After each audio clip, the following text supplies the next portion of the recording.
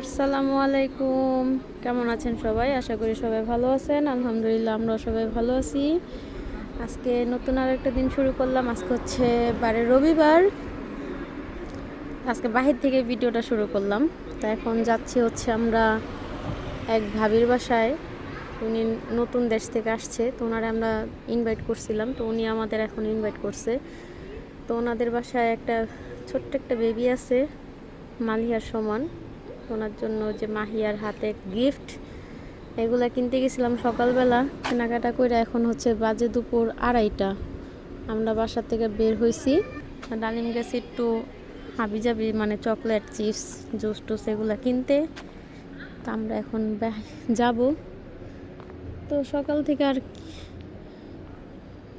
কি করছি ওগুলো আর দেখানো হয় নাই। তো ওনাদের বাসায় নাকি একটা সুইমিং পুল আছে। তো ভাই বলল যে ভাবি জামা কাপড় নিয়ে আসেন বাচ্চাদের, যাতে গোসল করতে পারে। আর আজকে কিন্তু এখন বর্তমানে গরম 42 ডিগ্রি সেলসিয়াস। জি বাবা, কেন মারবে? ভাইয়া দুষ্টা, এদিকে আসো, এবার আসো। আরে যে মালিহা আর মাহিয়াকে রেডি করাই দিছি, দুই বোনকে। মাশাল্লাহ মাশাল্লাহ, এদের দুজনকে কেমন লাগতেছে কমেন্ট করে জানাবেন। বাইরে গরম মা, উড়ে আল্লাহরে। তাহলে চল আমরা বাসায় চলে যাই। না, বাইরে গরম, তাও বাসায় যাব না, ঠিক আছে? তো তুমি গাড়িতে বসো, গাড়িতেও বসবে না? মালিয়ার গাল কিন্তু লাল হয়ে গেছে গা। আজকে সবাই হোয়াইট হোয়াইট। না, আমি পিঙ্ক প্লাস হোয়াইট। এই যে আমার একটা গাউন, এটার সাথে একটু বল প্রিন্টের একটা গাউন পরছি। ওর বাবা কই? ওর বাবা আসুক, তারপরে আমরা যাব। কি কি নিলা? ওই সব গাড়ির মধ্যে নিয়ে নিছো? এই গাড়িটা না থাকলে কি করবা ডালিম সাহেব? হাতে নিতে লাগতো। Let's go. লেটস গো করি আমরা।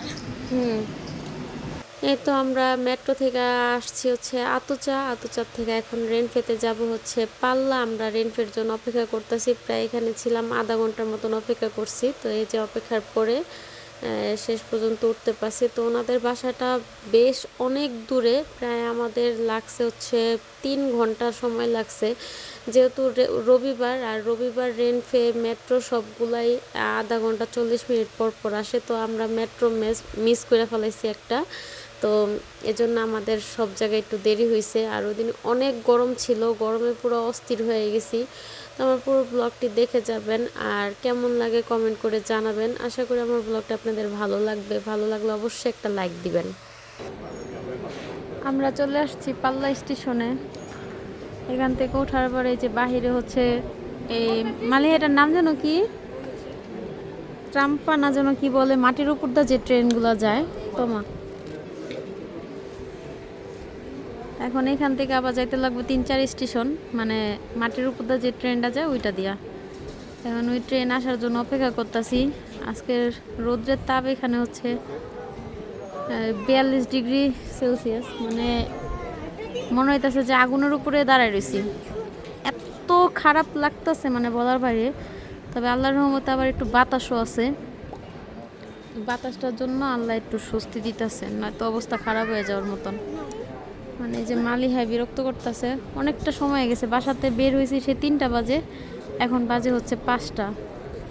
মানে ওনাদের বাসায় যাওয়ার কথা ছিল হচ্ছে দুপুরবেলা, এখন কাছে বিকালই হয়ে গেছে। মানে 2 ঘন্টা লাগে ভাবিদের বাসায় আসতে। আর এখন ট্রেনের জন্য অপেক্ষা করতেছি, ট্রেনও আসতেছে না। কতক্ষণ লাগবো বলতে পারি না। ওর যে ওর বাবাই গেছে এখানে টিকিট কাটতে, মানে আলাদা আলাদা টিকিট কাটতে হয় মনে হয়, তারপরে এলা জানি না। তো একবারে দেখা হচ্ছে বাসায় গিয়ে।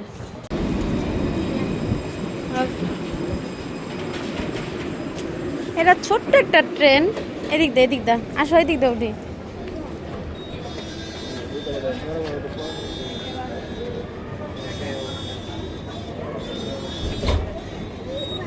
Ay, perdón. Pasa.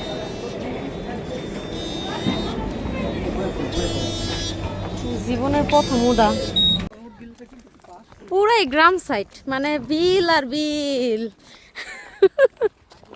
আমরা কই আয়া পড়ছি আর এই পাশে লগা বাসা।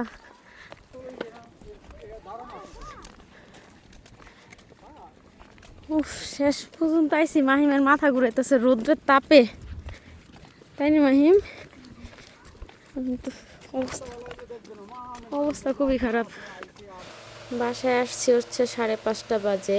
তো বাসায় যাওয়ার পরে বেশ কিছুক্ষণ রেস্ট করলাম, খাওয়া দাওয়া করলাম। যেহেতু আমাদের দুপুরে দেওয়া ছিল, তো আস্তে আস্তে বিকেল হয়ে গেছে।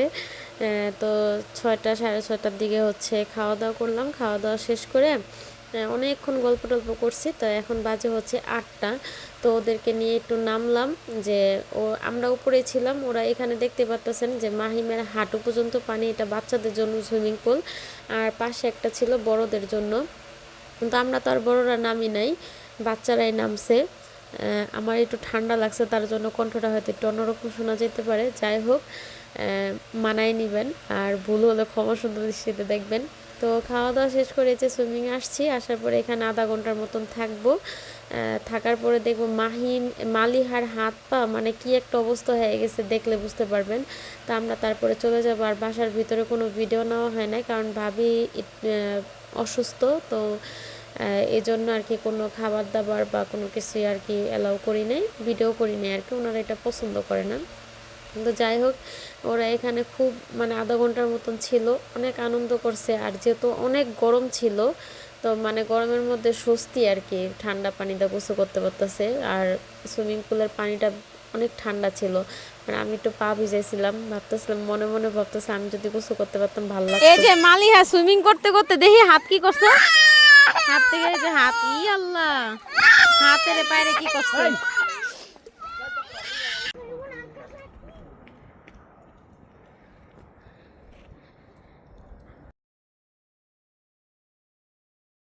শেষ, এখন আমরা চলে যাচ্ছি। এই যে ভাবিদের বাসা, ওই কোনায় হচ্ছে সুইমিং পুল, আর এদিক দা পুরা খোলাসা। ইস কি যে সুন্দর।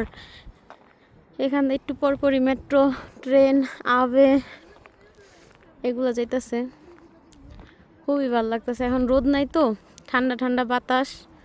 আজকে যেমন গরম পড়ছিল, আবার এখন ঠিক অতটাই আবার আরাম লাগতেছে। আর বিশেষ করে মাহিম সুইমিং পুলে একটু গোসল করতে পারছে, আধা ঘন্টার মতন পানিতে নেমা ছিল।